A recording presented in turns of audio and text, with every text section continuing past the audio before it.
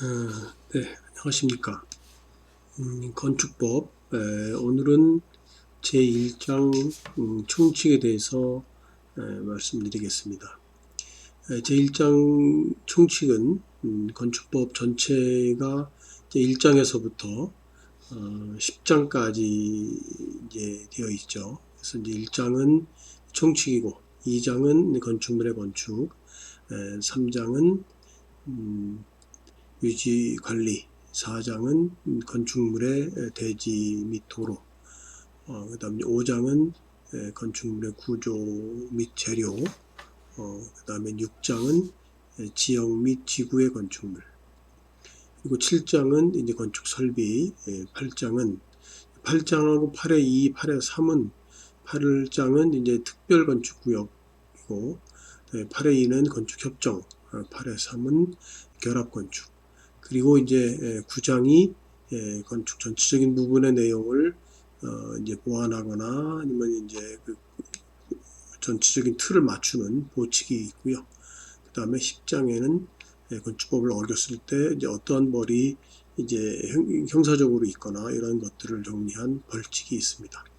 그래서 오늘은 건축법 제1장 총칙에 대해서 말씀을 드릴게요.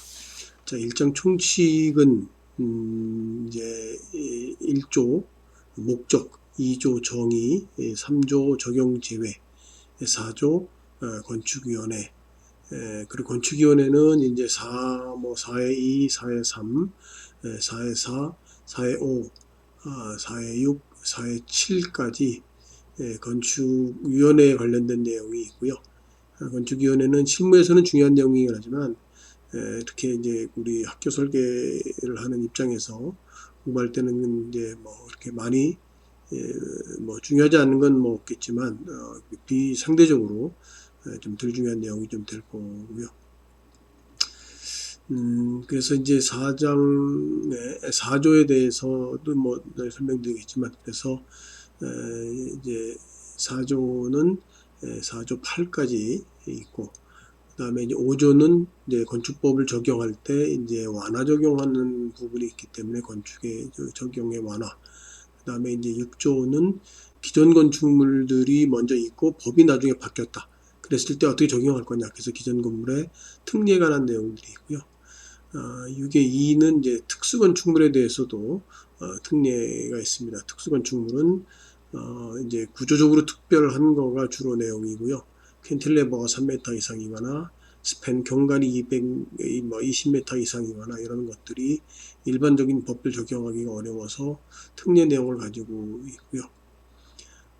그 다음에 이제 6조의 3은 이제 부유식 건축물의 특례, 뭐 땅에 지어지는 건축물을 기본적으로 전제하고 있지만 부유식 건축물에 대해서 그러니까 물 위에 떠 있는 건축물이죠.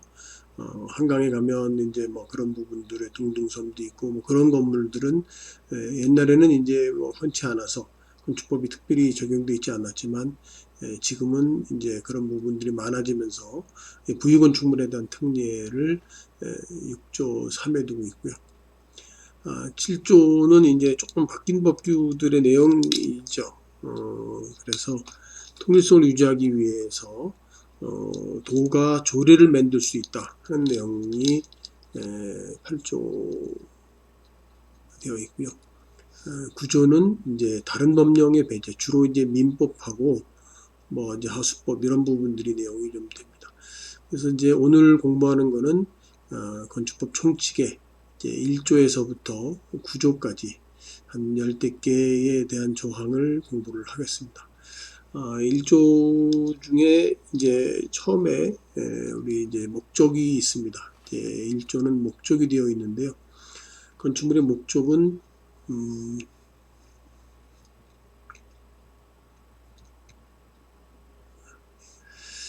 자, 그 두 개의 수단의 문제가 있고 두 개의 수단이라고 하는 거는 1차적인 수단, 건축물의 대지, 구조, 설비 및 용도를 정해요. 그러니까 이제 1차적인 부분들 어떤 방법이죠. 건축물의 대지, 건축물의 구조, 건축물의 설비 기준, 그리고 용도 등을 정한다. 그리고 그 정해서 그 다음에 건축물의 안전, 기능, 환경 및 미관을 향상한다. 이제 네 가지 안전, 기능, 환경, 미관을 향상시킨다. 그래서 얻는 것은 이제 공공복리 증진이다. 자, 공공복리 증진은 이제 사실은 모든 법이 가지고 있는 목적입니다. 그래서 이 목적을 뭐 특별히 우리가 뭐 강조할 건 아니고 이 두 가지의 건축법에 가지고 있는 수단, 대지, 구조, 설비, 용도, 그리고 그것을 통해서 안전, 기능, 환경, 그리고 미관을 향상시키겠다 하는 것이 건축법의 기본적인 취지고요.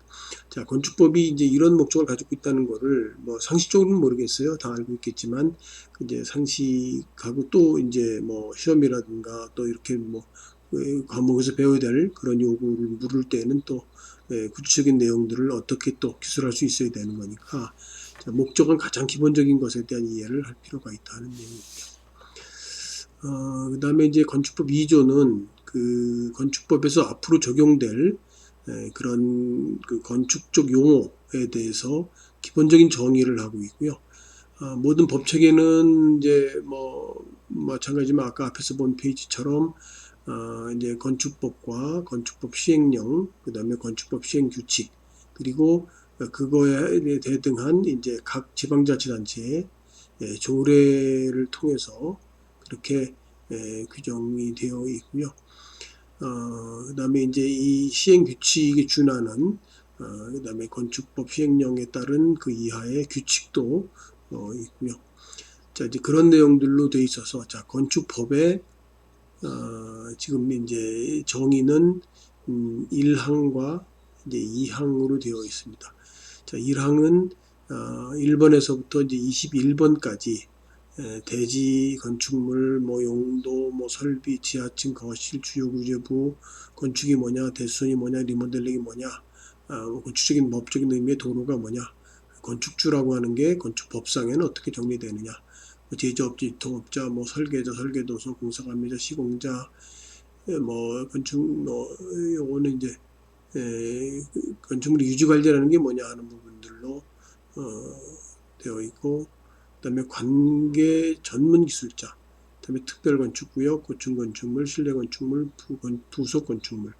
자, 뭐 다 기본적으로 어떻게 보면 상식적인 내용들에 관한 용어인데 건축법에 작동될 때는 나름대로 명확히 규정이 있어야 그 하위에 시행령과 시행규칙 그리고 또는 이제 이 건축 관계자들끼리 충돌이 있을 수 있습니다. 그러니까 건축주 해석이 다를 수도 있고, 건축사가 해석이 다를 수도 있고, 그 다음에 이제 허가를 내주는 허가부서에서 또 이게 다를 수 있기 때문에 그 근거가 모든 것이 다 건축법이잖아요. 그래서 법에서 명확한 정의가 필요하다.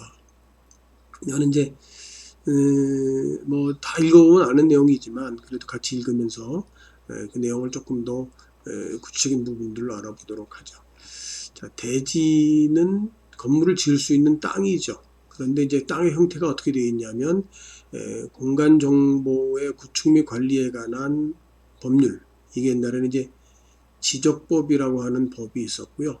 이거는 이제 일제강점기 시대부터 만들어져서 우리나라의 모든 땅을 하나의 기록을 갖도록 만든. 그러니까 땅의 위치 형상이 갖고 있는 선으로 그어져 있고, 물론 또 옆에 땅도 이렇게 이제 그려져 있겠죠. 뭐 여기는 이제 58-1번지 이런 식으로 되어 있는 그런 모든 부분들이 형상과 위치가 표현된 이제 지적도와 그리고 그것에 관해서 이제 면적이라든가 뭐 이런 이제 법적인 규제 사항이라든가 이런 것들이 다 기록이 되어 있는 것들이 이제 지적법인데 그 지적법이 이제 포괄적 의미의 공간 정보의 구축 및 관리 등에 관한 법률 이렇게 바뀌었습니다. 이제 보통 아직도 일반 사람들 또는 뭐 건축을 하려는 사람들도 이제 지적법 이렇게 얘기를 합니다. 거기에 이제 번호가 매겨져 있다. 필지로 나누어진 토지다. 자, 그 토지는 이렇게 한 번호가 건물 하나를 만드는 경우도 있지만 이제 뭐 다른 부분들에 여기에 58-3과 두 필지가 합쳐서 이제 하나의 이제 이건 지우개네요. 어떻게 무지개로 걸려있네. 그렇게 해서 두 필지가 합쳐서 하나의 대지가 되는 경우도 있습니다. 그러니까 필지로 되어 있지만 필지가 하나인 경우가 아니라 필지 일부일 수도 있고 필지가 2개, 3개, 여러 개가 합쳐질 수도 있다. 어쨌든 대지는 건축물을 지으려고 하는 땅인데 그 땅은 지적법에 의해서 지번에 부여된 그런 땅이다. 이렇게 아시면 되겠고요. 그다음에 이제 건축물의 정의도 뭐 비교적 중요한 거죠. 그러니까 토지에 정착하는 공작물, 그러니까 땅이 있어야 됩니다. 거기에 어떤 것들이 이제 생기는데 지어지는 모든 부분을 상식적으로 이제 공작물이라고 그랬고요. 인공적으로 만들어지는 거니까. 그리고 그것이 가져야 될 건축적인 요건은 뭐냐면 기둥이거나 아니면 벽이거나 그리고 지붕은 반드시 있어야 됩니다. 그러니까 세로로 생기는 부재는 기둥 또는 벽이고 그 다음에 지붕은 반드시 있어야 되는 거죠. 그렇게 막혀 있는 어떤 실내가 있는 공간, 일반적으로 그것들을 이제 건축물이라고 하고요. 그런데 그런 유의 형태가 지하나 고가에도 설치가 가능하다. 그런 내용으로 되어 있는 게 건축물입니다. 이 건축물의 정의는 상식적이긴 하지만 법적으로 따질 때 중요한 근거가 되니까 자, 토지에 정착하는 공작물 중 자, 지붕은 반드시 되고 지붕과 기둥 또는 벽체로 이루어진 이제 시설물이다 이렇게 이해를 합니다. 건축물의 용도는 상식적으로 그야말로 용도고요. 그런데 이제 이 용도에 따른 건축물의 분류가 중요하게 돼서 요거는 이 건축물의 용도에서 다시 다루기 때문에 이거는 이제 개념적으로 용도라고 하는 거를 일단 건축부 정의하고 있다 알면 되고 건축 설비도 뭐 그냥 상식적인 내용들이니까 뭐 건축적인 기능을 위해서 뭐 전기서부터 뭐 통신에서부터 뭐 그다음에 이제 일반 기계 설비에 대한 내용들이 쭉 나열되어 있습니다. 그래서 이제 어쨌든 설비는 우리가 알 수 있는 건축물의 기능을 위한 기계적 설비, 전기적 설비, 뭐 또 소화 설비 이런 것들을 얘기를 한다.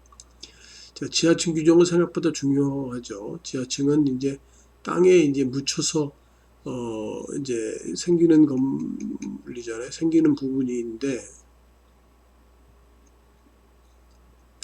자, 그런데 지하에 묻혀 있는 그런 구조물인데 조금 지상으로 올라올 수도 있다.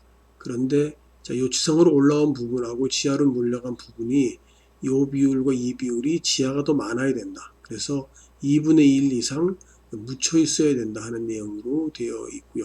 그런데 이제 요 지표면을 판단하는 거는 이제 이렇게 높낮이가 다를 수도 있기 때문에 그 높낮이가 다른 그 인면을 쭉 이제 지하에 묻히는 인면을 생각을 해서 요 면적을 구한 다음에 요 둘레로 나눠주는 값 그걸 이제 나중에 가상 지표면이라 그럽니다. 이거는 이제 보측에서도 다뤄지고 뭐 이제 또 다뤄질 거니까 가상 지표면이니까 지하층은 평균 높이가 2분의 1 이상 묻혀 있어야 되고 땅 속에 그리고 그 지표면은 이제 각 땅 속에 묻힌 인면을 다 인면적을 더해서 접하는 거에 둘레로 나눠주는 값 그게 이제 가상지표면을 산정하는 식이 됩니다.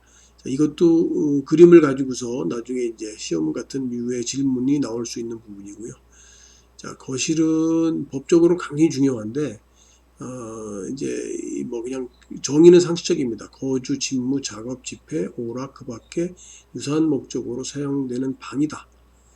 자, 이제 요거가 이제 뭐 거실 면적이 얼마 이상일 때는 어떤 법적 조건을 가져야 된다든가, 그다음에 이제 바닥 면적이 얼마 이상일 때 이제 법적 조건을 이런 것들이 많이 나와서 자, 바닥 면적하고 거실 면적의 차이 때문에 거실이라고 하는 규정을 이제 알아야 되는데 이 정의로는 알기 어렵죠.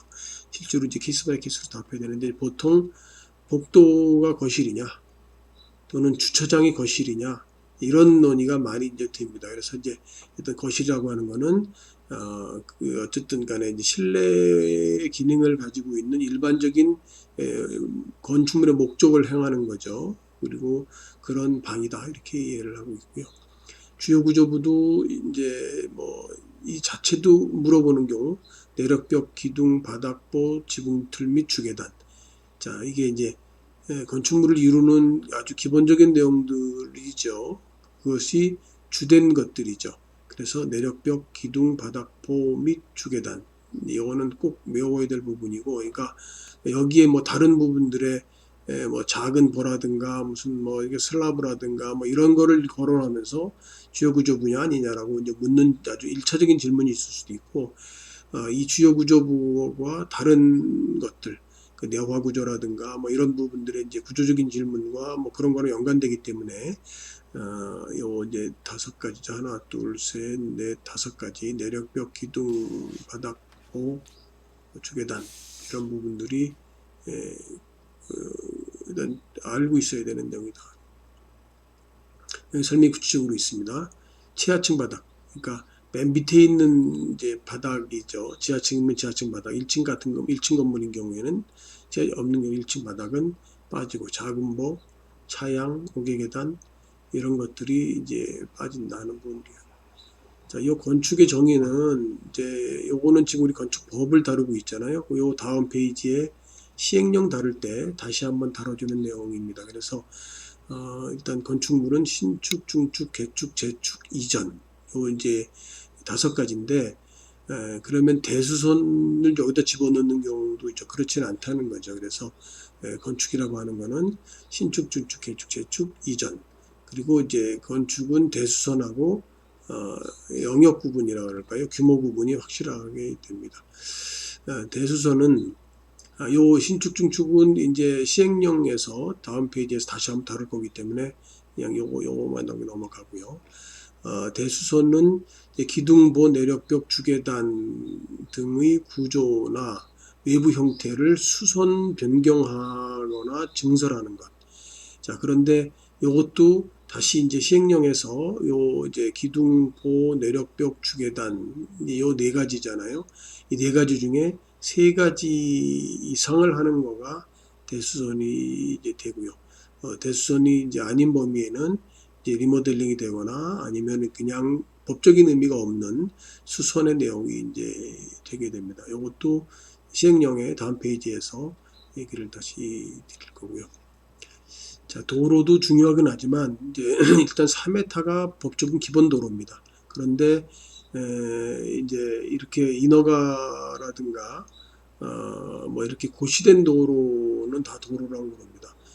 그래서 이것도 중요한 개념이긴 한데 조금은 좀 어렵습니다. 그래서 요거는 차차 다시 한번 이제 우리 건축법 얘기를 할 때 건축물의 대지와 도로에서 다시 한번 자세히 다루기 때문에 총칙에서는 간단히 하고 넘어가도록 할게요.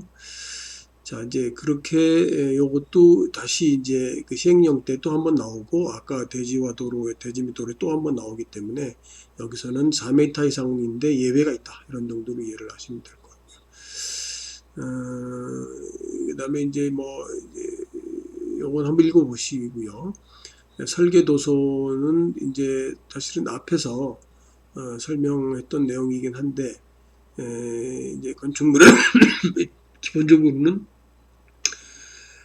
설계도서, 건축물에 대한 설계도서는 이제 공사를 하기 위한 도면뿐만 아니라 나머지 도서들을 얘기를 좀 합니다. 서류를 포함한 거. 그래서 우리말에 도서라고 쓸 때는 도면과 서류를 포함한 내용을 얘기를 한다. 이렇게 이해를 하면 될 거고요. 이제 미국식으로 얘기하면 이제 도큐멘트는 이제 그 이미 이 그림으로 그려진 드로잉과 서류를 포함한 단어가 되어 있고 서류만 의미하는 게 아니라 건축적인 의미에서 아키텍처럴 도큐멘트는 도서를 자체를 얘기를 하고요. 도큐멘테이션 그 도서 작성하는 작업 자체를 얘기하는 거죠. 자, 공사 감리자도 중요한 개념이죠. 이거는 이제 설계대로 시공되는지 그리고 관리 개념을 가지고 지도 감독을 한다. 관리 개념에는 품질 관리, 공사 관리, 안전 관리 등이 있다. 요거는 건축 관계도 얘기를 할 때 건축 관련 삼각형 얘기를 할 때 얘기를 했던 내용이어서 여기 있네요. 자, 이제 발주하는 건축주가 있고 이제 설계자가 있고 시공자가 있고 그러면 시공자가 이제 도면대로 제대로 시공 가는가 그 다음에 이제 그 아까 공사를 하기 위한 그런 부분들이 안전관리, 품질관리, 뭐 이런 관리가 제대로 되는가를 보는 게 이제 갑니다 하는 부분들을 얘기한 내용이 좀 있고요. 자, 네, 공사 시공자는 뭐 그냥 그 법적인 의미를 가질 때 건설산업기본법의 어떤 자격을 가지고 건설 공사를 하는 자를 얘기를 합니다. 그래서 요거는 이제 뭐 실제로는 실무에서는 중요한 정의인데 그냥 그 건설산업기본법에 정의되어 있는 법적인 의미의 공사시공자라는 용어가 법적 의미를 갖는다 이렇게 보시면 될 것 같고요. 건축물 유지관리는 이제 건축관리법이라고 하는 건축물관리법이라고 하는 법에서 자세히 다룰 거기 때문에 일단 기본적인 정의는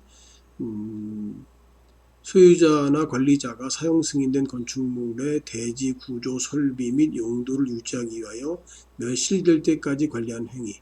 자, 멸실은 이제 나중에 뭐 이제 철거 해체라고 하는 말하고 대비되는 멸실은 이제 자연재해에 의해서 무너지는 것을 멸실이라고 합니다. 그래서 이제 철거나 해체는 특정한 목적 가지고 이제 인위적으로 이제 부시는 것을 구분을 해서 법적으로 쓰고 있다는 것만 이해를 하시고요.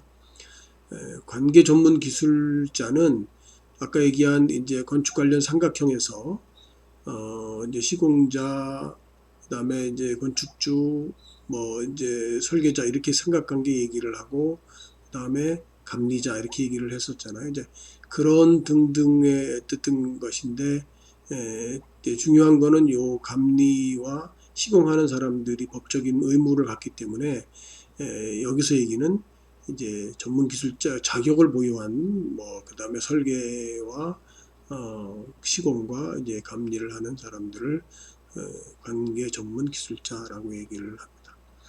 자, 특별설계구역 뭐 요거는 이제 아까 8장에서 앞에서 얘기한 여기도 있네. 그 특별설계구역 뭐 여기 얘기를 할 때 다시 얘기를 할 거기 때문에 개략적인 내용만 가지고 있으면 될 것 같아요. 자, 조화롭고 창의로운 건축물을 통해서 도시경관 창출, 건설기술 수준 향상, 관련 제도 개선을 도모하기 위해서 조금은 상식적인 목적하고 좀 다를 수도 있습니다. 도시경관 창출은 뭐 맞지만 건설기술 뭐 수준 향상, 관련 제도 개선 조금은 좀 상식적으로 이해하기 어렵지만 그런 목적 가지고 어떤 특설계 구역을 만들고 거기에 건축법의 일부를 적용하지 않거나 완화시켜서 하는 구역을 정하게 됩니다. 그것을 특별설계 구역이라고 하고요. 그 다음에 이제 19항에 고층 건축물은 이거는 이제 2차적인 설명하기 위해서 꼭 필요한 정의입니다. 그러니까 30m 이상, 120m 이상이 고층 건물이고요. 그 중에 50층 이상, 200m 이상은 초고층 건물이라고 하고 그 중간에 그보다 낮은 고층 건물은 준고층 건축물. 그 준고층 건축물의 개념은 30층 이상, 200m 미만이 되고요. 자, 그러면 높이로 봤을 때 자, 고층 건물은 자, 여기가 30층이 되면 30층 이상. 자, 기본적으로 미터로 따졌을 땐 120m 이상은 다 고층 건물이다. 그런데 그 중에 이제 그 50층 이상, 200m 이상은 초고층이니까 요 사이에 있는 거는 중고층이다. 이렇게 이해를 하시면 될 것 같고요. 잠깐 용어 정의가 200m 미만, 그렇지 200m를 기준으로 200m와 50층 이상이니까 여기는 30층 이상이면서 200m 미만인 경우에 들어가는 것은 중고층이고 50층 이상, 200m 이상은 이제 초고층이 된다. 자, 그리고 뭐 실내 건축은 나중에 이제 실내 건축을 다룰 내용이 다시 있으니까 그냥 상식적으로 이해를 하고 있으면 될 것 같습니다. 넘어갈게요. 자, 정의가 이어받아서 지금 우리가 이제 법적 정의는 아까 건축법과 이어서 다시 시행령, 시행규칙이 있는데 이제 시행령까지도 이제 이렇게 그 건축법에 가지고 있는 그 이제 장의 내용을 그대로 갖고 있습니다. 그래서 이제 건축법 시행령도 1장 오늘 총칙을 할 때 1조에서부터 6조 5까지의 내용을 가지고 있고요. 그 다음에 뭐 2장을 다룰 때 2장도 그런 식으로 소개를 할 겁니다. 그래서 건축법도 이제 1장에서부터 10장까지 되어 있지만, 건축법 시행령도 10장까지 되어 있어서 거기 다루는 내용들을 중복되지는 않습니다. 그래서 그걸 이제 확대돼서 이제 다시 다루고 있는 내용들을 같이 봐야 되고요. 필요한 경우엔 이제 시행 규칙을 뭐 같이 볼 때도 있습니다. 이제 지금 우리가 학교에서 배우는 건축법상에는 크게 중요하지는 물론 않습니다. 필요한 거는 뭐 같이 설명을 드릴 거고요. 자, 그래서 자, 건축법 시행령의 이제 그 정의의 내용은 아까 자, 건축이라고 하는 행위가 뭐냐? 5가지가 있었다. 신축, 준축, 개축, 재축, 이전이 있었다. 자, 그리고 그거하고 이제 대수선이라고 하는 거는 이제 영역적인 문제로 구분이 된다. 자, 그래서 자, 신축은 말 그대로 어떤 땅에다가 건물을 새로 짓는 거죠. 건물을 새로 이제 짓는 행위가 신축인데 부속 건축물이 있어도 된다라는 부분들이 조금 이제 여기에는 내용이 없나요? 부속 건축만 있는 대지도 이제 본 건물을 지을 때 된다. 뭐 이런 내용들이니까 건물이 2동 있었는데 부속 건축물 두고 이걸 헐었다. 그거를 이제 해체라는 말을 쓰고요. 철거 해체를 해버리고 나면 부속 건축만 나잖아요. 이것은 이제 부속 건축물만 가지고 이제 내버둔 거에 나머지 부분을 짓게 되는 경우에 신축이라고 그런다는 얘기고요. 그다음에 이제 중축은 이제 어떤 건축물이 있는데 그 건축물을 그냥 개념적으로 옆으로 늘리는 행위가 수평중축. 그다음에 위로 늘리는 경우가 수직중축. 물론 이제 옆으로 위로 다 늘려도 되고요. 자, 연면적이나 층수나 이런 부분들 증가하는 걸 당연히 증축이라고 그럴 거고요. 그다음에 이제 개축은 이건 이제 중요한 내용이 좀 됩니다. 뭐 이게 실무적으로는 중요하지 않는데 이제 이거는 이제 우리가 건축을 배울 때는 기존 건축물의 전부 또는 일부 내력벽, 기둥보, 지붕틀 한옥은 이제 석가래는 제외가 됩니다. 중에 셋 이상을 포함하는 경우. 자, 그러면 내력벽, 기둥, 보 이렇게 포함하든가 내력벽, 보, 지붕틀 포함하든가 뭐 기둥, 보, 지붕틀 포함하든가 이렇게 3개 이상을 포함하게 되면 그거는 개축이라 그런다. 이렇게 이해를 하면 될 것 같고요. 그 다음에 종전 규모와 같은 범위 안에서 짓게 되는 경우가 개축입니다. 내력벽, 기둥, 보, 지붕틀 반옥 석가래는 빼고 그 중에 3개 이상을 포함해서 다시 이제 이렇게 해체하고 짓게 되면 개축이라고 그러고요. 자, 이제 재축은 이제 개축은 의도적으로 아까 해체나 철거를 하고 하는 부분인데 이제 그 재축은 멸실된 경우 아까 이제 멸실하고 해체를 구분한다 그랬잖아요. 건축법상. 그러니까 그 부분을 이해를 그런 다음에 종전 규모로 다시 짓는데 종전 규모로 다시 질 수 없는 경우도 있잖아요. 그럴 때 현행법에 의해되고 뭐 이런 부분들이 적합하다면 재축으로 본다. 이제 멸실 후 천재지변의 멸실 후 짓는 거는 재축. 인위적으로 해체하고 철거하고 다시 그 규모 이하로 짓는 거는 이제 개축. 자, 이전은 상식적인 개념은 좀 다릅니다. 주요 구조부를 해체하지 아니하고 같은 대지의 다른 위치로 옮기는 것. 이거를 이전이라고 그런다. 자, 주요 구조를 해체하지 않는 거고요. 이전 부분은 그렇게 해서 법적으로 구분하고 있고요.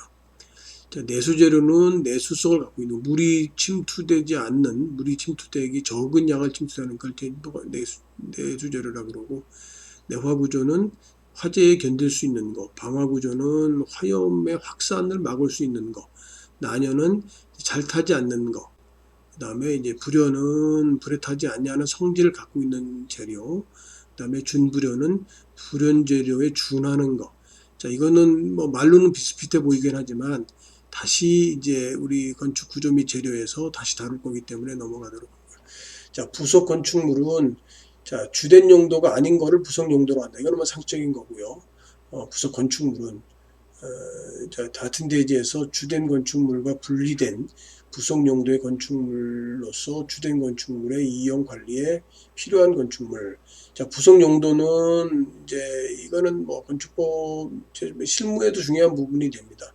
그러니까 어떤 건물인데 거기에 이제 식당 같은 것이 있잖아요. 그럼 식당은 이 건물에 필요한 기능이죠. 종업원들, 뭐 스태프들이 와서 먹어야 되는 거니까. 그럼 식당이 부분적으로 영업을 할 수 있는 경우도 있습니다. 그래서 거기에 제과점이라든가 이런 게 쓸릴 때 그 기능이 부속 용도냐 아니냐에 따라서 이제 복잡한 어떤 해석이 필요한 경우가 있고요. 그래서 세부적으로 그러니까 건축물의 설비, 대피, 위생 그 밖에 비슷한 용도가 되는 거 당연히 이제 부속 용도는 문제가 없는 거죠. 사무 작업, 집회, 물품 저장, 주차 그 밖에 비슷한 쓰는 것도 문제가 없는 거죠. 그러니까 여기가 이제 구내 식당, 직장 어린이집, 구내 운동시설 등 종업원의 후생복리시설, 구내 소각시설 등 이제 후계 융십점을 포함을 한다 하는 것 때문에 거기서는 이제 다른 부분들이 영업행위가 가능하니까. 그런데 이 규모가 커지면 안 된다. 그 규모가 커지 안 되는 것들이 이제 뭐 1번 구내식당 4개 설치하고 2번 면적이 구내식당 3분의 1 이하나 50제곱미터 이하가 돼야 되고 그 다음에 이제 차를 뭐 조리해서 판매하는 정도의 휴게 음식점은 이제 구성 용도로 포함한다. 이게 이제 영업하거나 이게 이제 본말이 전도가 돼서 별도로 이제 영업이 일어나면 생기는 문제 때문에 그렇게 정의를 하고 있고요. 자, 발코니도 뭐 우리가 아는 아파트 생기는 발코니들인데 나중에 이제 건축법적으로 발코니의 면적은 연면적, 바다 면적이 포함 안 되기 때문에 중요한 규정이 일단은 됩니다.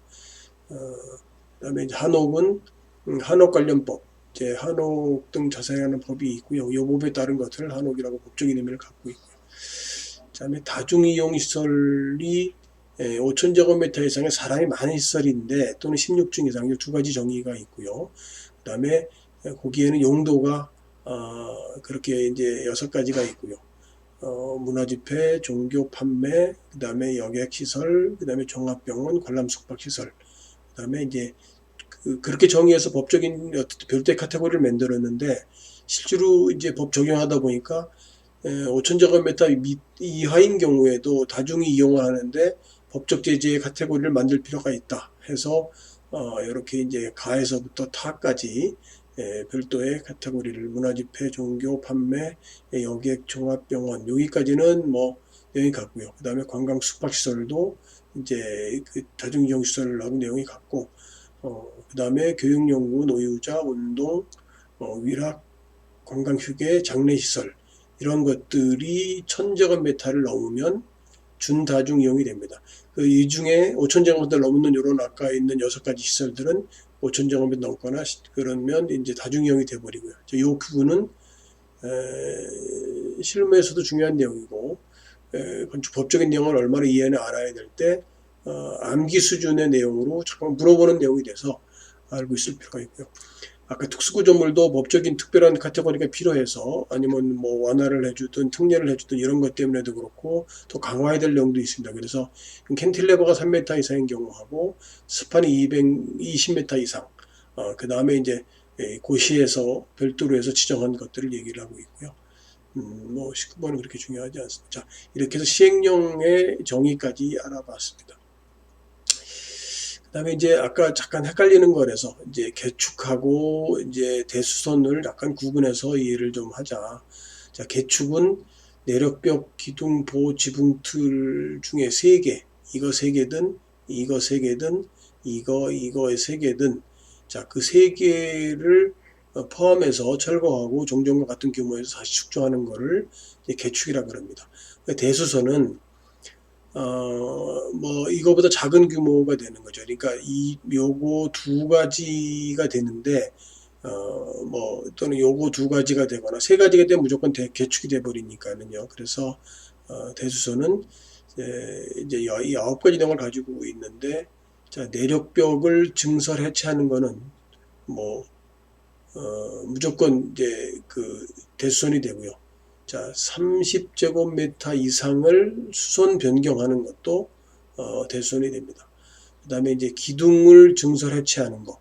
아까 기둥은 여러 개를 해도 이제 대수선이 됩니다. 그런데 뭐 그 중에 여러 개라도 어쨌든 간에 그리고 이제 그 기둥 여기서 있고요. 뭐 내력벽이 일부, 그다음에 보 일부 이렇게 3가지가 돼버리면 개축이 되고요. 기둥을 증설 해체하면 무조건 대축이 되고 3개 이상을 수선하면 수선 변경하면 이제 대수선이 됩니다. 보도 마찬가지죠. 보도 증설 해체하면 무조건 이제 대수선이 되고요. 그다음에 이제 그 3개 이상을 수선 변경하면 이제 대수선 범위가 됩니다. 자, 지붕틀. 한옥에서 이제 석가래는 제외하고요. 지붕틀을 증설 해체하면 무조건 대수선이 되고, 그다음에 이제 수선 변경은 3개 이상 하게 되는 경우 그렇고, 그다음에 이제 방화벽, 방화벽 뭐 이런 것도 해체하면 무조건 이제 그 대수선이 되고요. 미간지구, 주계단, 피난계단 뭐 이것도 마찬가지로 대수선이 되고요. 미간지구에서 외부 담장 같은 그런 형태를 변경하는 것도 이제 그 대수선이 됩니다. 다가구 주택의 경계벽, 다세주택 안도 경계벽을 해체수선하는 것도 뭐 법적 용어도 익숙하니까 배우게 됩니다. 그 다음에 이제 건축물 외벽의 마감 재료를 건드리게 되는 것, 증설 해체하는 건 무조건 대수선이고, 그 다음에 수선 변경은 30제곱미터 이상, 그러니까 30제곱미터도 숫자로 기억해야 될 부분입니다. 이걸 뭐 20제곱미터라든가 뭐 10제곱미터 많이 물어보는 경우도 혹시 있을 수 있어서, 자, 대수선 범위와 개축의 범위를 구분해서 이해를 한다. 자, 이제 요거는 아까 도로 부분에 4m가 이제 법적인 의미의 도로다. 그런데 길이 가다 보면 큰 길이 있는데 거기에 이제 이렇게 막다른 길에 이렇게 집들이 쭉 생겨 있었잖아요. 막다른 길이 10m 이내가 되면 요 폭은 2m까지가 되더라도 법적 의미의 도로로 인정해주고, 이게 35m 이하가 되는 경우에 이거는 3m가 돼도 법적인 의미의 도로로 인정해주고, 그다음 30m 이상의 막다른 골목가 계속되면 이제 6m는 가져야 된다. 읍면 지역은 4m까지도 법적 도로로 인정해 준다 하는 거가 이제 자주 물어보는 내용이 좀 되겠고요. 자, 한옥에 관한 정의는 뭐 지금 당에서 그렇게 중요하지는 않습니다. 그래서 요거는 이제 한옥법, 한옥 등 건축자산진흥에 관한 법률, 거기에 한옥은 이제 뭐 주요구조부 뭐 이런 것들이 이제 목재로 되어야 되고, 그 다음에 한식 지붕틀을 갖고 뭐 이런 부분들로 정의되어 있고요. 아까 이제 보다가 넘어와서 자세히 안 봤는데, 자, 건축물의 용도가 건축법의 정의의 이제 2항, 1항은 아까 용어의 정의가 있었고 2항은 용도가 있는데, 그 중에 27가지 플러스 그 밖에 대통령으로 정하는 시설 이렇게 정해져 있습니다. 이건 내용적으로 굉장히 중요해서 실제로 다시 한 페이지를 다루려고 합니다. 자, 이제 이게 보통은 뭐 한 3-4페이지에 걸쳐서 법규책도 그렇고 뭐 이제 참고서도 그렇고 뭐 건축법에 관한 책들은 있는데, 이제 이 강의 목적을 위해서 아까 7가지였었죠. 거기에 대통령령으로 정하는 2가지까지 해서 이거는 시행령 3조 5항의 별표에 여기 별표에서 지정하겠다는 내용들로 되어 있고요. 그래서 요 29가지 내용은 이제 생각보다 중요하고요. 그런데 이제 지금 건축법을 우리가 초기에 접하는 입장에서는 이제 잘 이해하기가 어려운 부분이 좀 많고요. 근데 이제 자꾸만 읽고 이 표를 한번 출력을 해서 그래서 뭐 수련해서 읽어보든가 해가지고, 자, 건축법에서는 29가지로 용도 분류를 하고 있고, 그 용도 분류에 따른 것들이 어떤 내용이다 하는 것들이 충실하게 이해가 되어야 됩니다. 그래서 이 용도들 아까 다중이용시설 뭐 잠깐만 얘기를 했지만 5,000제곱미터 이상 넘는 거에 뭐 어떤 시설들 이럴 때 이제 이거에 관한 건축물의 종류 분류를 갖고 있고요.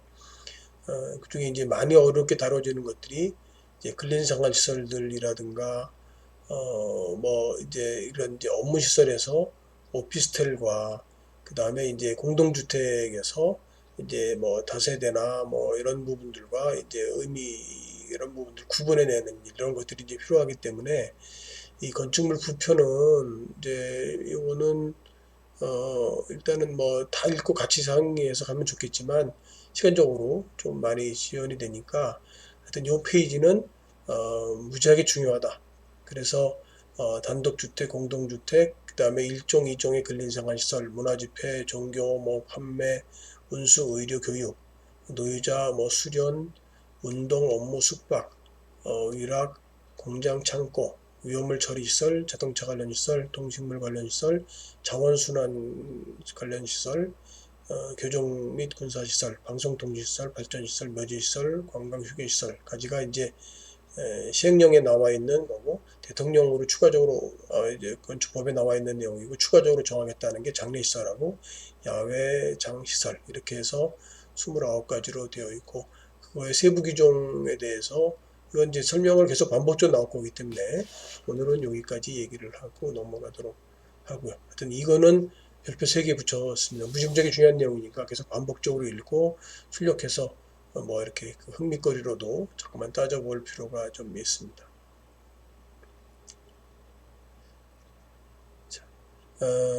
단독주택하고 이거 이제 요 몇 페이지는 아까 이제 용도분류 건축물의 종류에서 그 이제 자주 용어 정의가 좀 헷갈리고 복잡해 보이는 것들을 정의를 했고요. 단독주택은 4가지 카테고리, 단독주택, 다중주택, 다가구, 공간 등이 있고, 아파트, 공동주택은 아파트, 연립주택, 다세대, 기숙사가 있고요.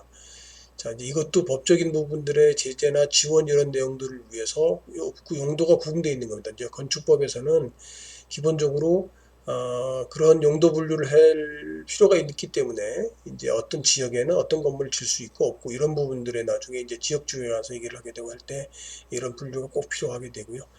자, 다중주택은 이제 그냥 단독주택인데 일종의 기숙사랑 유사한 부분입니다. 그래서 여러 세대로 나눠가지고 세대는 아닙니다만 장기간 걸쳐할 수 있는 것들로 그렇게 실별로 되어 있으나 이제 취사시설은 이제 하면 안 되는 내용이고요. 공동취사가 되어 있는 부분들이고 그다음에 이제 330제곱미터 이하 층수가 3층 이하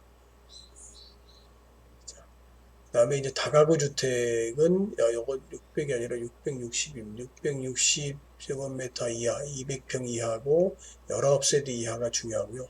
3계층이 중요합니다. 다가구하고 이제 다세대가 많이 구분이 여기도 이제 일부러 구분을 나눴습니다만 다세대는 4계층 이하고 똑같이 660 이하가 되고요. 이거는 분양을 해서 세대주가 다 다른 것이 있게 되고요. 그리 공동주택이고요. 연립주택은 다세대랑 구분되는 거예요. 요거는 660 이하고 요건 660 이상이 되는 경우고요. 둘 다 4계층 이하가 되고 아파트는 기본적으로 5계층 이상이 되는 것. 그러니까 아파트와 연립하고 다세대 구분은 5계층, 4계층의 층수로 구분되고 그 다음에 660 이상, 600 이하는 연립과 다세대가 구분이 된다 하는 부분들이고요. 요거는 이제 참고로 주택법에서 우리 주택법은 나중에 건축관계법에 따로 다룰 거니까 거기에 나타나는 정의들인데 이것도 나중에 숙제 읽어볼 필요가 좀 있고요. 자, 그 중에 이제 국민주택 규모 이거는 여러분들 일상생활하면서 많이 나오는 거죠. 그래서 80제곱미터 전용 면적 이하인 경우가 국민주택 규모하고 읍면 지역은 100제곱미터 이하의 것을 얘기를 하게 됩니다.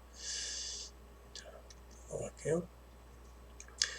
자, 이제 그렇게 기숙사 형태의 뭐 이렇게 법적인 의미도 같기도 하고 상식 의미 갖고 있는 것들이 다중주택, 기숙사, 고시원들인데 그런 거의 차이. 그러니까 고시원은 이제 근린생활시설에 속한다. 이종 근린생활시설에. 그러면서도 칸을 나눠가지고 이제 살 수 있는 것이 있고 또 숙박시설도 칸을 나눠가지고 살 수 있는 방식이기 때문에 고시원으로 이제 일반적인 이용을 할 수 있는 것들이 된다 하는 거고 다중주택은 아까 학생이나 직장인들을 위해서 주택이긴 하지만 나눠서 이제 쓰고 있는 부분들이 되고요. 요거는 330m 꼭 이하여야지 되고요. 그다음에 이제 기숙사는 그런 규모 없이 이제 일반적으로 뭐 우리가 이제 알고 있는 학교 기숙사를 얘기를 하면 될 것 같고요. 그다음에 이제 많이 좀 헷갈리는 것들이 또 오피스텔하고 이제 생활 숙박시설이라고 하는 아까 숙박시설에 구분되어 있는 것 중에 일반 숙박시설 생활 두 가지가 있는데 그것도 많이 이제 헷갈리는 부분이 있어서 그 부분을 별도로 정의를 내서 좀 봤고요.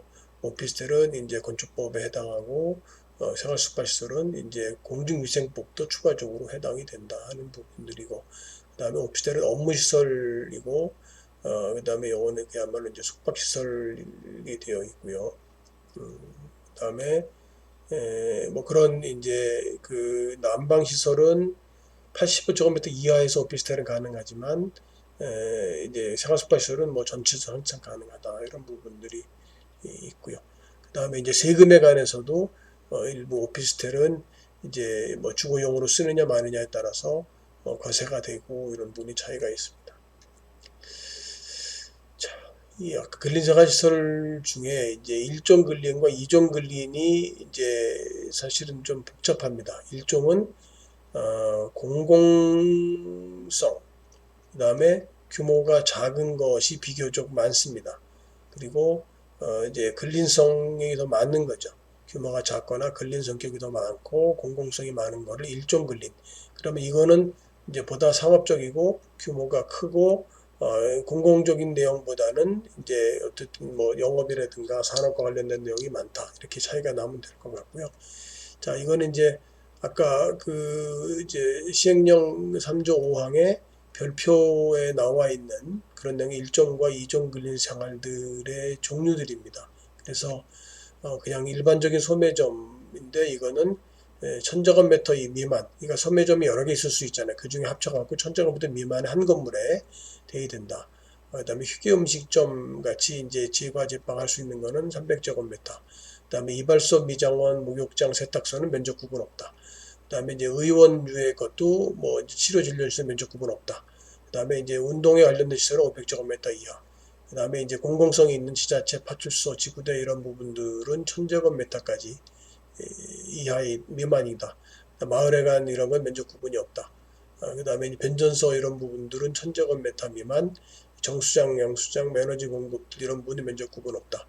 그다음에 금융사업소, 사무소는 되게 이건 옛날에 면적이 꽤 여기처럼 컸었는데 소매점처럼 컸었는데 하도 다른 전용들이 많아서 30제곱미터 이하만 일종 근린으로 구분한다. 자, 일종 근린에 대한 내용도 굉장히 중요하니까 자주 읽어보고 내용을 파악할 부분이 있고요. 그 다음에 이종 근린은 자, 상업적인 거나 산업적인 부분들의 용도가 더 크고 그 다음에 규모도 더 크다. 거기는 이제 관람 집회랑 관련 있는 공연장이 있는데 이거는 500제곱미터의 내용 미만의 내용을 갖게 되고 있고요. 종교 집회장도 500제곱미터 내용 가지고 있고 자동차 업소는 1000제곱미터 미만. 서점은 면적 규모가 없습니다. 그다음에 총포 판매소도 없고 사진관 폐구점도 면적 규모 없고 그다음에 청소년 게임장, 뭐 인터넷 게임장 500제곱미터 미만. 그다음에 휴게 음식점은 300제곱미터 미만. 일반 음식점은 면적 규모 없고요. 그 다음에 장의사 동물원 이런 것도 면적 규모 없고 학원은 500제곱미터 미만, 독서실 기원은 면적 규모 없고 그 다음에 이제 체육 관련 시설은 500제곱미터 이제 미만이고요. 그러니까 요거 아까 탁구장, 체육도관, 실내형에 가까운 것, 그 다음에 이제 뭐 이렇게 이제 야외형에 가까운 것 이런 차이가 조금 있습니다만, 자 금융업소 일반 사무소 같은 경우에 500제곱미터 미만, 아까 30제곱미터 미만만 일종근이 인정을 하고, 그 다음에 이제 일반 사무소는 500제곱미터 미만은 이종 근린이 되고, 만약 500제곱미터 이상이 되면 뭐가 되겠죠? 그러면 업무시설이 됩니다. 자, 다중생활시설, 아까 다중생활시설이 이제 여러 사람이 셀로 칸막이 막아 쓸 수 있는 대로 500제곱미터 미만만 이제 이종 근린이 되어 있고요. 그다음에 일제 공장 같은 경우 500제곱미터 미만, 단란주점 150제곱미터 미만. 자, 단란주점은 근생인데 150제곱미터 미만이 되고 이보다 커지면 위락시설이 됩니다. 안마시설소, 노래연습장은 이제 면적 규모 없이 이제 이종 근린이 된다. 자, 이것도 비교, 이제 업무시설 오피스텔도 이제 많이 이제 헷갈리기도 하고 그렇습니다. 업무시설에 당연히 오피스텔이 포함이 물론 되고요. 그런데 오피스텔은 이제 잠을 잘 수도 있기 때문에 이것이 가져서 주택처럼 보이기도 하고, 뭐 숙박처럼 보이기도 하고, 뭐 어쨌든 그런 용도처럼 보이기도 하지만 오피스텔에 가는 기준은 전용될 위험을 막기 위해서 오피스텔 건축 기준을 아주 강력하게 두고 있다. 발코니 설치하지 마라. 그 다음에 3,000제곱미터 초과할 때는 다른 건물하고 전용 출입구를 두라. 물론 예외는 있습니다. 그 다음에 전용 면적 85제곱미터를 초과하는 경우에는 난방을 하면 안 된다. 뭐, 뭐 공용 면적 부분 여기 뭐 나와 있고요.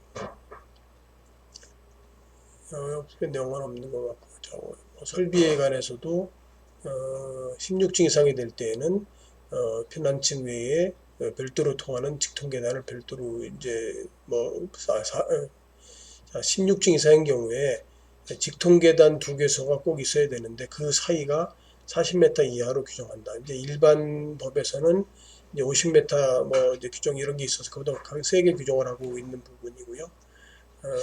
이건 이제 뭐 차음 성능을 가져야 된다. 자, 그래서 소규모, 그러니까 이제 업무를 볼 수 있는 소규모 업무는 아까 일종에도 있었잖아요. 그래서 이제 이거 뭐 일반적으로 공공성이 있는 이제 생활의 업무 시설은 1000제곱미터 미만, 그다음에 이제 공공성이 있는 것들은 면적 규정은 없고요. 그다음에 이제 변전소 뭐 이런 부분들의 설비용은 뭐 1000제곱미터 이상, 이제 정수 양수장 같은 경우에 면적 규모 없고, 그다음에 금융업소 이런 부분들은 30제곱미터 미만이면 이제 1종 근린이 된다 이런 얘기를 아까 했고요. 2종 근린일 때는 1500제곱미터 같은 경우에 사무소 정도 되고, 이것보다 커지면 업무시설이 됩니다. 업무시설에는 공공업무와 일반 업무로 나누고요. 그리고 일반 업무 안에는 이제 일반 업무 그냥 보통 우리가 세계 사무소가 있고 오피스텔이 있다. 오피스텔은 아까 이런 시설 내용들을 꼭 갖는다. 자, 어쨌든 중요하게 건축법에서 자주 이렇게 쟁점으로 되는 나눈 부분들을 이해를 돕기 위해서 네다섯 페이지에 나눠서 구체적인 설명을 좀 드렸습니다. 자, 이제 이 표가 뭐 아까 이제 그 건축 시행령 3조 5조에 관련한 이제 별표입니다. 그래서 자, 뭐 1에서부터 쭉 해서 29가까지 이제 이렇게 용도, 이 용도에 대한 부분들 부가 설명을 좀 한 거고요. 그래서 이제 이렇게 해서 조금 이해하기 어렵기 때문에 이제 아까 말씀드리려고 했던 이렇게 이제 조금 더 시각적으로 좀 그림을 그려서 표를 만들어 놨으니까 어쨌든 건축물의 그 용도에 따른 건축물의 종류 다시 한번 숙지해서 이해를 할 필요가 있다라는 게 오늘 내용 중에 상당히 중요한 내용이라고 보시면 됩니다. 자, 나머지 이제 총칙에 대한 내용을 살펴보도록 하겠습니다. 자, 이게 이제 용도에 관한 춤물 9가지의 내용들이 있었고요. 자, 아까 이제 우리 앞에서 지금 이제 건축법 목적 봤고요. 그 다음에 정의 봤고 3조를 할 차람이죠. 그래서 지금 3조 건축법의 3조 내용을 보도록 하겠습니다.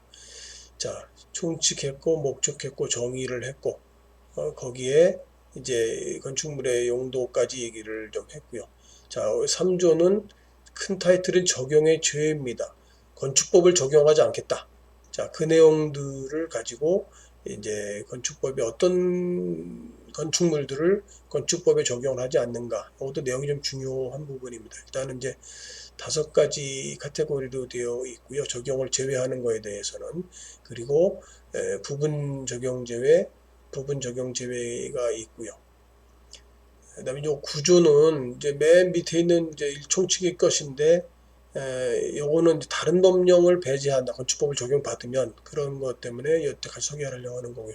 자, 내용은 문화재는 이제 건축법을 적용하지 않아요. 그래서 요거는 문화재 종류는 이제 뭐 지정문화재, 뭐 임시지정문화재 이렇게 등등 있는데, 어쨌든 지정문화재, 문화재로 지정된 거는 건축법 적용하지 않는다.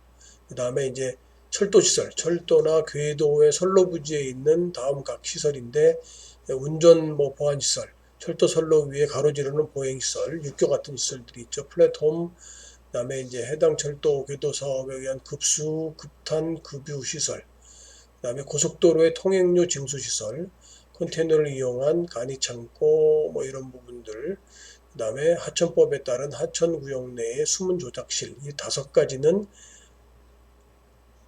건축법을 적용하지 않겠다 하는 내용들이 있고요. 그 다음에 이제 부분 적용을 하는 거는 지구단위 계획 외의 지역, 그러니까 대부분 이제 지구단위 계획은 도시적으로 해서 구성이 되어 있잖아요. 그러니까 지구단위 계획 외의 지역으로 동이나 읍이 아닌 지역은 이제 44, 45, 46, 46 요것들이 어떤 내용이냐면 도로와의 관계들, 그 다음에 뭐 도로의 지정, 폐지 및 지정, 건축선의 지정, 건축선에 따른 건축 제한, 나중에 건축선이 뭔지 뭐 이런 부분 다시 한번 더 얘기를 하게 될 겁니다. 방화지구라고 하는 지역 이런 부분들의 것들은 부분적으로 제외를 해준다. 그다음에 이제 읍이나 동인데도 불구하고 서민 경우에 500명이 인구 미만인 경우에도 이런 이제 5가지의 조항은 이제 적용을 제외하겠다. 그다음 이제 국계입법은 이제 국토의 계획과 이용에 관한 법인데 국계입법 또는 국계법이라고 많이 그럽니다. 국계법이라고 그러기도 하고 저는 이제 국계입법이라고 쓰는데 자 그런데 이제 여기에 도로로 지정이 됐다가 지정할 수 있죠. 그런데 그 사업을 진행되지 않고 있어요. 자, 그러면 이제 그 땅의 소유주는 자, 도로를 폐지해 달라고 요청할 수 있는데 그럴 때 폐지가 되지 않은 경우에 건축허가 신청 가능하다 하는 부분들이 있고요. 그때는 45, 46, 47, 45 도로의 지정 및 폐지 그다음에 46 건축선의 지정, 47 건축선에 따른 건축 제한은 받지 않고 건물이 가능하다. 그래서 요 예외의 2가지 부분 제외 2가지 그다음에 적용 전체 받지 않는 것 요거는 기억을 꼭 하고 있어야 되는 내용에 속합니다. 그다음에 이제 구조에는 이제 총칙 맨 마지막에는 다른 법령을 배제하겠다. 다른 법령이라고 하는 건 이제 민법하고 하수도법이고요. 민법은 이제 사실은 앞에서 많이 설명을 좀 했습니다. 민법은 건축 관련된 부분이 굉장히 많죠. 그래서 뭐 대지 사이에 50cm씩 띄어서 건물을 지어라라든가 뭐 그런 부분들이 쭉 내용이 있었었는데 자, 그 중에 이제 민법의 244조 자, 민법상에 대지가 있고 2대지가 있을 때 지하를 단면상에 지하를 하려 그러면 최소한 이제 2m를 띄고요. 지하 시설물에 대해서는 그리고 깊이의 반만큼 떼라라고 하는 규정이 있어요. 근데 그거는 이제 건축법에 대해서 여기 안전한 시설을 한다면 이제 2m 이상 떼는 문제와 깊이의 반 이상 떼는 문제는 받지 않는다. 민법은 면제됩니다. 또 하나는 하수도법. 하수도법에는 이제 그런 이제 뭐 시설의 설계 시공들을 별도로 이제 하게끔 되어 있는 전문업체가 되어 있는데 건축법에는 그런 전문업체가 포함한 것들을 설계하기 때문에 제외로 된다는 내용들이고요. 자, 그래서 3조하고 이제 9조를 다뤘습니다. 자, 이제 4조인데 아까 4조에서부터 4조 8 건축위원회, 건축심의 등 건축위원회 회의록 공개, 뭐 건축민원 전문위원회, 질의 및 뭐 심의 신청, 그다음에 심의를 위한 조사 의견 청취, 의견의 제시, 뭐 사무국. 자, 그런 내용들인데 이런 내용들은 실제로 이제 실무에서는 뭐 중요한 내용이긴 한데 지금 이제 우리 이제 학교에서 배우는 건축법상의 큰 뭐 내용이 아니어서 자, 어쨌든 건축위원회는 이제 뭐 국토부 장관에서부터 허가권자들은 이러이러한 내용들을 뭐 심의, 조사, 심의, 조정하기 위해서 재정이라는 거는 법적인 의미입니다. 어쨌든 그렇게 어쨌든 법적인 처지를 받았는데 그 상급에다가 다시 요청하는 거를 이제 재정 신청이라고 그러는데 이제 그럴 때에 건축위원회에서 심의하도록 한다. 자, 이제 이 조례, 그러니까 건축법에 따른 이제 각 지방자치도의 조례에 대한 재정 개정, 시행에 관한 거, 그다음에 건축물에 관련해서 분쟁 조정, 뭐 재정의 신청들, 건축에 대한 민원에 관한 사항, 뭐 건축의 건축도는 대수준에 관한 사항, 그다음에 다른 법령 건축위원회 심의받도 규정한 사항. 자, 전문위원회를 둘 수 있다. 전문위원회는 이제 뭐 건축 분쟁 전문위원회, 건축 민원 전문위원회, 뭐 건축계획 구조 설비 등 분야별 전문위원들이 있는데 건축 분쟁 전문위원회는 국토부에 설치하는 거고요. 이거는 국토부에만 있습니다. 그다음에 이제 일반적으로 허가관청에서 할 수 있는 거는 건축민원 전문위원회를 건축위원회의 하위에 이제 둘 수 있습니다. 참고로 서울시 조례를 보면 건축위원회에서 심의할 수 있는 내용들이 있습니다. 왜냐하면 이제 그 심의 사항들은 조례에 다 위임되어 있기 때문에 참고로 서울시에서 심의에 대한 내용들은 연면적 10만 제곱미터 20 이상 뭐 그다음에 구는 이제 그보다 좀 작은 내용이 되고 이렇게 이제 그렇게 법적인 내용들로 규정에 의해서 심의를 꼭 받는 내용이 있다 하는 부분들로 조례는 뭐 건축법 정분하지 않지만 참고로 얘기를 해볼게요. 자, 이제 이렇게 해서 이제 그 4조까지 얘기를 했고요. 그러면 다음에는 이제 건축 적용의 완화를 하는 내용들에 대해서 얘기를 잠깐 하겠습니다.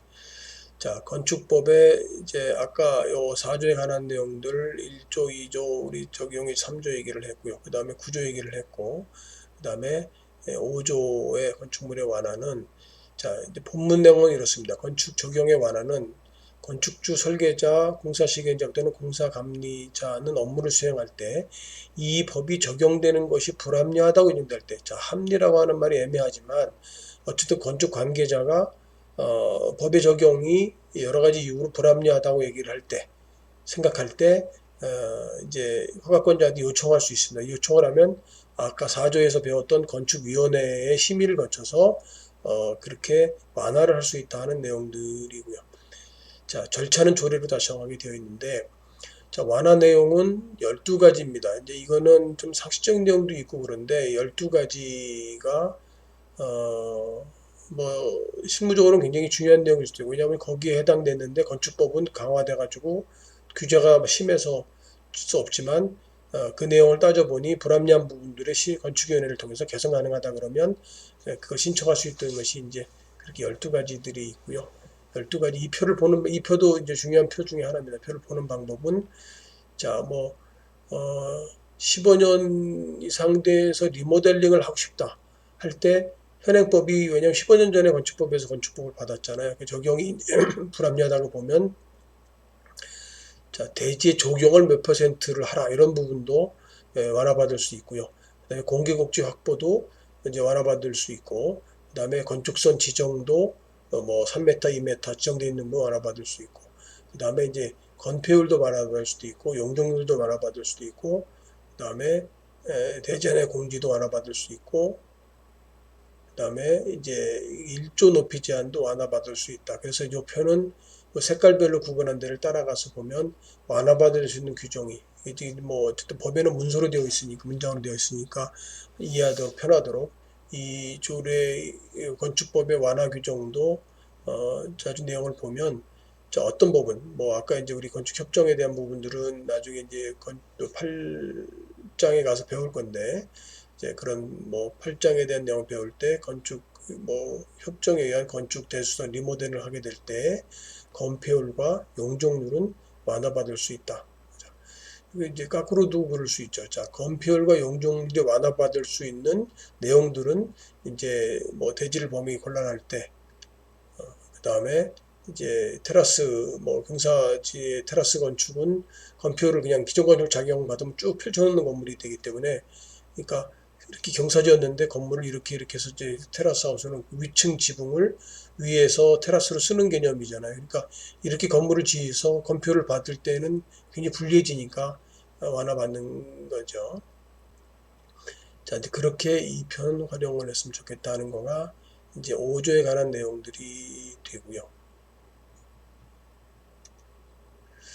자, 6조는 이제 요거는 기존 건축물에 관한 특례고, 자, 그 다음에 6조 2는 특수 건축물의 특례고, 6조 3은 부유 건축물에 대한 특례고요. 자, 세 가지의 이제 건축법은 특례를 갖고 있는데, 자, 기존 건축물을 했는데 법령이 그동안에 재정 개정이 돼가지고 모순이 생긴다. 그러면 이제 그거는 어떻게 할 거냐. 그래서 이제 전체 내용은 11개 항목이고요. 1항은 이제 두 가지, 이거 이제 위에 이제 관리 계획이 되어 있어서 행정구역이 변경됐다. 또는 이제 계획 시설이 설치될 때, 도시계획 설치될 때, 또 어떤 법적인 부분들이 이제 지키지 못하도록 되어 있는 부분이 이제 1항 부분이고요. 2항은 기존 건축물 재축할 때, 중축 부분이 법령에 적합할 때, 도로가 나서 최소 면적이 부족할 때 이제 이런 내용들을 이제 가지고 있으면서 그런 내용들을 기존 건축물에 대한 특례를 이제 받을 수 있게 되고요. 조례에서 그 내용들을 일일이 정하도록 되어 있고요. 그다음에 이제 6조 3항은 이제 도시지역에서 35m의 막다른 골목의 폭이 4m 이상의 경우에 아까 도시지역에서 6m가 돼야 되는데 4m밖에 확보를 못했어. 그럴 때에도 이제 이렇게 기존 건물이었다면 특례를 받는다는 거고요. 3,600m 이상의 기존 건축물은 3,000m 이상의 중축으로 높이 4m, 2m를 접하는 경우. 어쨌든 한쪽은 4m, 한쪽은 2m를 접하고 있다면 그런 부분들이 이제 법적인 요건에 필요한 부분들이 확보되어야 되는 부분들의 8m라면 완화받은 내용이 되어 있습니다. 그래서 이런 내용들을 가지고 이제 기존 건축물에 대한 특례 내용이고요. 자, 특수 건축물은 아까 캔틸레버 3m 이상, 그다음에 기둥 간격 20m 이상, 그다음에 고시된 건물들은 이제 일반 건축물 적용하기 어렵기 때문에 특례를 받는다. 그다음에 아까 얘기한 부유식 건축물, 물에 떠 있는 건축물도 특례 사항에 되어 있고요. 그럼 7조는 뭐 꽤 근래에 새긴 부분입니다. 그러니까 이제 도 단위로 그 이제 도지사급이죠. 도 단위로 어떤 지역에 대해서 통일성을 유지하겠다. 이제 뭐 미관일 수도 있고 재료일 수도 있고 뭐 이런 부분들에 대해서 그렇게 조례로 정한다면 이제 5조 사망 6조 17조 뭐 이런 것들을 이제 통일성을 위해서 조례로 정해지면 이렇게 완화시켜 주겠다 하는 내용들이 7조의 내용들이고 이제 8조는 리모델링을 대비를 한 특례. 그 리모델링은 허가를 낼 시점에는 리모델링 아파트 같은 경우가 이미 있잖아요. 그런 리모델링을 이제 하려면 법적인 경우에 해당되지 못하는 경우가 많잖아요. 그러니까 리모델을 대비를 해서 어떤 부분들을 계획을 할 때 그런 부분들에 적용하는 거죠. 그러니까 이제 리모델링이 쉬운 구조로 이미 이제 그렇게 해서 촉진하기 위해서 완화시켜 주는 거니까 그러니까 다음 내용들을 20%, 120% 범위 안에서 이제 완화시켜 주는 겁니다. 리모델링 경우에 용적률 높이 제한, 일조 높이 제한. 일조 높이 제한은 이제 나중에 이제 앞에 건물과 뒷 건물이 있을 때 앞에 건물이 이제 높이의 반 이상은 기본적으로 띄운다. 뭐 이런 내용들, 뭐 이게 1대2, 1대4이기도 한데 그게 이제 앞에 그림자를 지는 1조의 내용들에 대한 부분들이고 높이는 이제 이 조건 말고도 띄어야 될 부분들이 뭐 있게 됩니다. 그때 이제 절대 높이 제한도 있고 여러 높이 제한이 있는 부분들이 있고 용적률은 아직은 안 배웠는데 자기 대지가 갖고 있으면 대지에 건물이 생겨지잖아요. 그랬을 때 그 건물에 관한 바닥 면적을 다 합친 거, 지상에 있는 것만 그거가 이제 지상 연면적이 되는데 그 지상 연면적을 대지 면적으로 나눈 값이 용적률이 됩니다. 그 용적률도 아까 120% 범위 내에서 리모델링 할 때 이제 아파트 리모델링이 사실 실제로 필요한데 이런 법적인 완화 조건이 없으면 굉장히 하기 어려운 경우가 많거든요. 그럴 때 대비를 위해서 해두도록 되어 있습니다.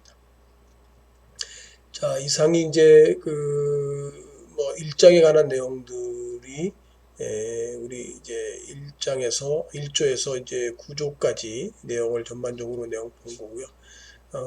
다음 시간은 건축물의 건축이라고 하는 제2장 내용 가지고 다룰 거고요. 그 이제 맨 처음에 우리 얘기 드린 거는 건축이 기획 단계에서부터 이제 건축물의 등기까지 13단계의 법적 내용을 갖는다. 그 내용들을 간단히 설명하고 이 내용들을 다룰 거고요. 법조항으로 보면 이제 10조에서부터 34조까지 그래서 대지의 그런 입지 내용들, 건축 허가 뭐 그런 쭉 내용들을 다음 시간에 다룰 거고요. 자, 그 2장 내용은 10조에서부터 각 조항들이 34조까지 내용들을 건축의 건축 내용들은 이제 중요해서 휴강에 강의록만 올려서 할 수도 있는데 중요한 내용이라서 이제 강의 자체로 어떤 다음 시간에 하도록 하겠습니다. 자, 여기까지 총치에 관한 내용들을 강의를 마치도록 하겠습니다. 수고했습니다.